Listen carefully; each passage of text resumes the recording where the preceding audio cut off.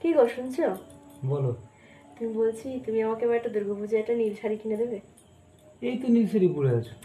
আরে দৌড়, আজকে সবাই আমাকে লাইভে বলছে যে নীল শাড়ি পরে আমাকে পরি পরি লাগছে, খুব সুন্দর লাগছে। আমি নীল শাড়ি কিনবো আবার।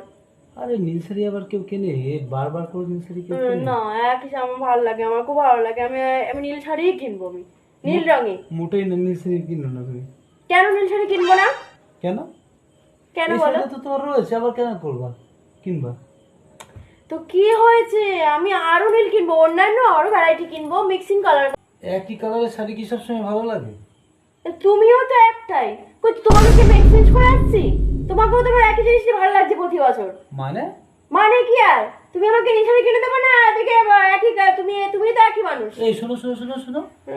শাড়ির সঙ্গে আমাকে তুলনা করছো তুমি? কি করো তুমি, আমার পছন্দের কালার কিনে দিচ্ছ না? এর জন্যই বলে মেয়ে মানুষের শাড়ির সম্বন্ধে কোনোদিন কথা বলতে একদম, এটা মনে রাখবা।